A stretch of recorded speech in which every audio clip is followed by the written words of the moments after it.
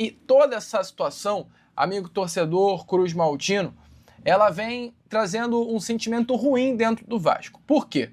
Uma informação obtida até através de uma grande apuração dos amigos Cauê Rodrigues e Gustavo Tutinha, do Colina 1927, traz a notícia que na quinta-feira, ou seja, anteontem, representante do Vasco da Gama, da administração judicial, do Watchdog, do Gatekeeper, da Almirante Participações, empresa fundada por Marcos Lamáquia e ligada ao empresário, participaram de uma reunião para discutir a situação financeira das recuperandas, o novo DIP, ou seja, esse empréstimo no valor de 150 milhões de reais, e o procedimento competitivo da UPI Equity, ou seja, né, a abertura do processo de compra e venda do Vasco da Gama.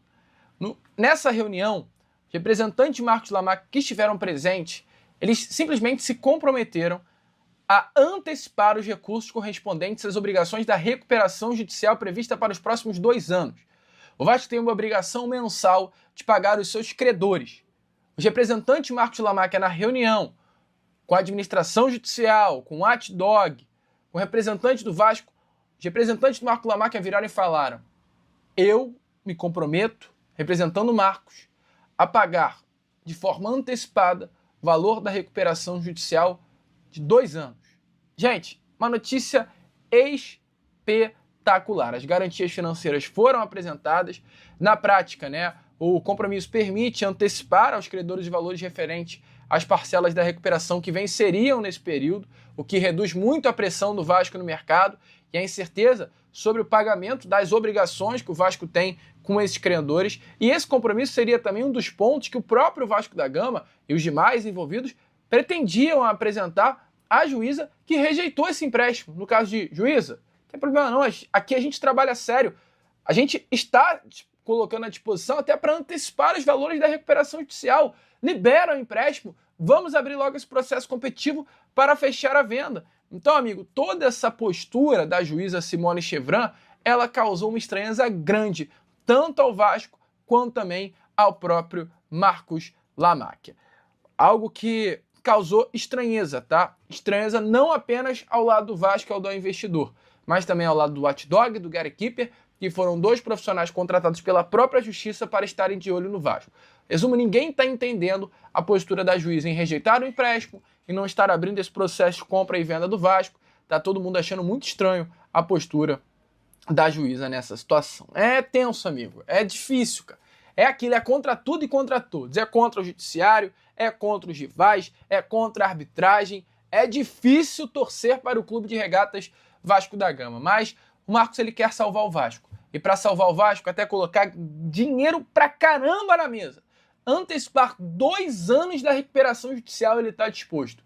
E é muito legal ver essa atitude de Marcos Lamáquia. Plataforma. E antes de começar o vídeo, lembrar a galera mais uma vez que a partir de agora o YouTube disponibiliza produtos para você comprar diretamente aqui do nosso vídeo. Tá vendo aqui na tela aqui agora? Tem uma listinha de produtos. Pois é, tem camisa aqui, ó, igualzinha essa aqui que eu tô vestindo agora, camisa oficial de jogo da Nike, branca e preta. Pois é, com um desconto de quase 50% no preço e envio para qualquer local do Brasil. Se você for numa loja oficial do Vasco, você vai pagar quase R$500 nessa camisa. Aqui no YouTube você consegue comprar o mesmo produto, a mesma camisa, com um envio de graça para o Brasil inteiro por quase 50% de desconto, né? Um valor ali menor do que R$300. E tem vários outros produtos, tem relógio do Vasco, tem kit churrasco, tem camisa de treino, camisa de aquecimento, tem camisas diferentes aí, muito bacanas, né? Amarelas, camisas ali bem interessantes. Tem camisas antigas também, da Capa, tem camisa aí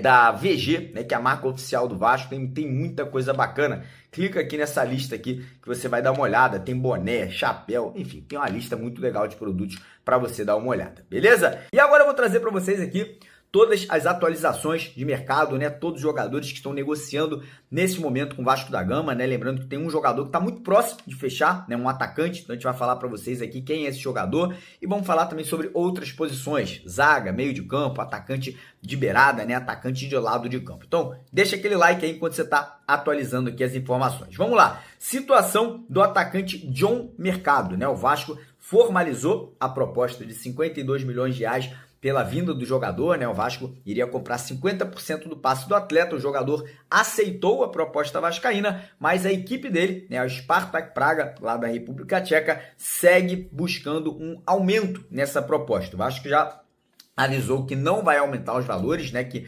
esse é o máximo, esse é o valor máximo que a diretoria do Vasco está confortável pela vinda do jogador. Então, caso a Spartak Praga, né, a equipe tcheca lá, resolva aceitar, o empresário do jogador já está com toda a documentação pronta para que o atleta venha a vestir a camisa do Vasco. Situação do atacante Brian Rodrigues segue indefinida. O Vasco já sinalizou com uma proposta ali de 10 milhões de euros, mais 2 milhões de euros em metas. A equipe mexicana quer 14 milhões de euros, então a negociação segue travada. Se a equipe do América do México reduzir os valores dessa negociação, o Vasco aí pode voltar à ativa, né, e voltar a tentar a contratação do atacante uruguaio. A situação do meia colombiano Nelson de Ossa. A equipe do Real Betis segue querendo negociar o atleta, segue querendo vender o jogador, mas como ele fez uma excelente pré-temporada agora lá na Espanha, parece que clubes europeus, principalmente da Inglaterra, demonstraram interesse no jogador. E o De Ossa deu ali ao empresário dele liberdade para negociar com equipes da Europa. Caso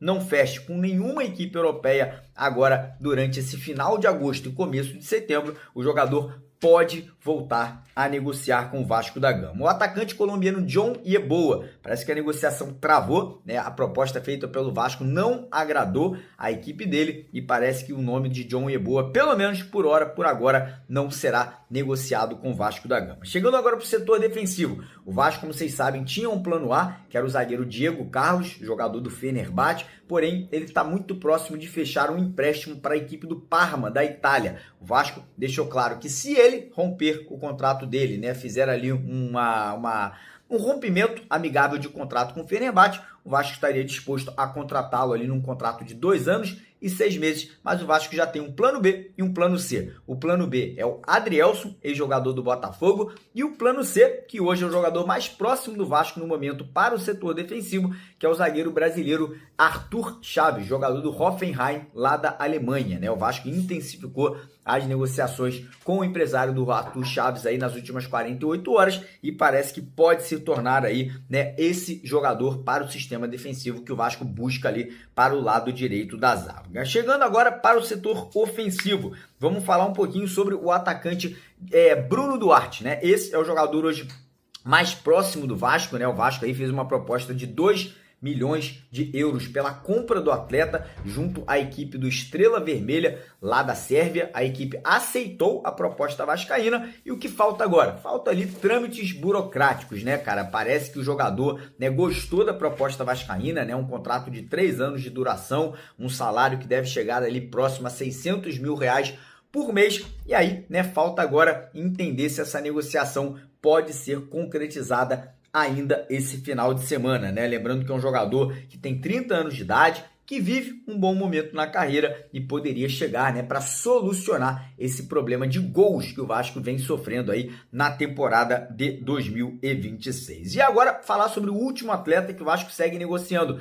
que é o meia Alexander, jogador de 22 anos, se destacou muito no Fluminense, foi vendido para o exterior, retornou para o Atlético Mineiro e o Vasco aí está muito motivado com a possibilidade de contar com o empréstimo do atleta, mas volto a salientar, o Atlético Mineiro está querendo vender o jogador para fazer caixa, para ter dinheiro em caixa para contratar outros atletas. Então, provavelmente, essa negociação do Alexander, ela pode se estender até o final da janela, até ali o dia 10 de setembro. Caso nenhuma outra equipe demonstre interesse em comprar o jogador do Atlético Mineiro, o Atlético pode acabar cedendo, emprestando o jogador ao Vasco, né? O Vasco arcaria com o salário e possivelmente, né, teria ali uma cláusula de compra nesse contrato, caso ele venha a se destacar no Vasco aí nesse empréstimo de 1 ano.